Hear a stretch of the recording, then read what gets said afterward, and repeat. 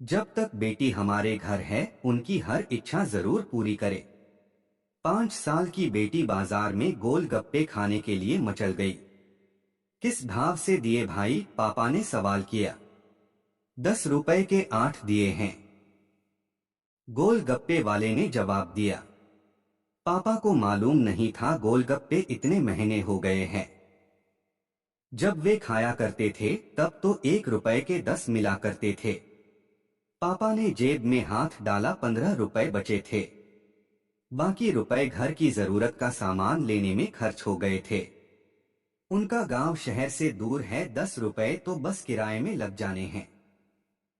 नहीं भाई, 5 रुपए में 10 दो तो ठीक है, वरना नहीं लेने। यह सुनकर बेटी ने मुंह फुला लिया। अरे अब चलो भी, नहीं लेने इतने महंगे। पापा के माथे पर लकीरें उभर आईं। अरे खा लेने दो ना साहब, अभी आपके घर में है तो आपसे लाड़ भी कर सकती है। कल को पराए घर चली गई तो पता नहीं ऐसे मचल पाएगी या नहीं।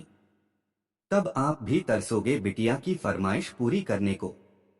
गोलगप्पे वाले के शब्द थे तो चुभने वाले, पर उन्हें सुनकर पापा को अपनी बड़ी बेटी की याद आ गई, जिसकी शादी उसने 3 साल पहले एक खाते पीते पढ़े लिखे परिवार में की थी।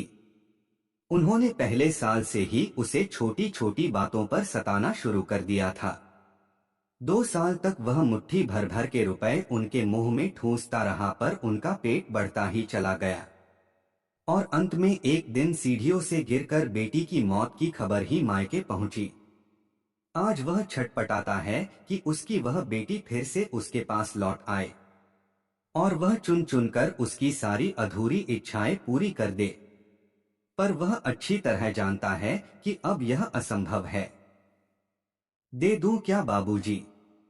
गोलगप्पे वाले की आवाज से पापा की तंद्रा टूटी।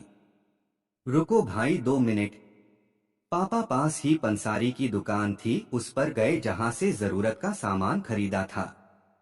खरीदी गई 5 किलो चीनी में से 1 किलो चीनी वापस की तो 40 रुपए जेब में बढ़ गए। फिर ठेले पर आकर पापा ने डबडबाई आंखें पोंछते हुए कहा, अब खिला दे भाई। हाँ, तीखा जरा कम डालना, मेरी बिटिया बहुत नाजुक है। सुनकर 5 वर्ष की गुड़िया जैसी बेटी की आंखों में चमक आ गई और पापा का हाथ कसकर पकड़ लिया। जब तक बेटी हमारे घर है उनकी हर इच्छा जरूर पूरी करे। क्या पता आगे कोई इच्छा पूरी हो पाए या ना हो पाए। ये बेटियां भी कितनी अजीब होती हैं, जब ससुराल में होती हैं तब मायके जाने को तरसती हैं। सोचती हैं कि घर जाकर माँ को ये बताऊंगी, पापा से ये मांगूंगी, बहन से ये कहूंगी, भाई को सबक सिखाऊंगी और मौज मस्ती करूंगी। लेकिन जब सच में मायके जाती हैं तो एकदम शांत हो जाती है, किसी से कुछ भी नहीं बोलती। बस माँ बाप भाई बहन से गले मिलती है, बहुत बहुत खुश होती है। भूल जाती है कुछ पल के लिए पति ससुराल, क्योंकि एक अनोखा प्यार होता है मायके में, एक अजीब कशिश होती है मायके में। ससुराल में कितना भी प्यार मिले, माँ बाप की एक मुस्कान को तरसती है ये बेटियां। ससुराल में कितना भी रोए पर मायके में एक भी आंसू नहीं बहाती ये बेटियां, क्योंकि बेटियों का सिर्फ एक ही आंसू माँ बाप भाई बहन को हिला देता है, रुला देता है। कितनी अजीब है ये बेटियां, कितनी नटखट है ये बेटियां, भगवान की अनमोल देन है ये बेटियां।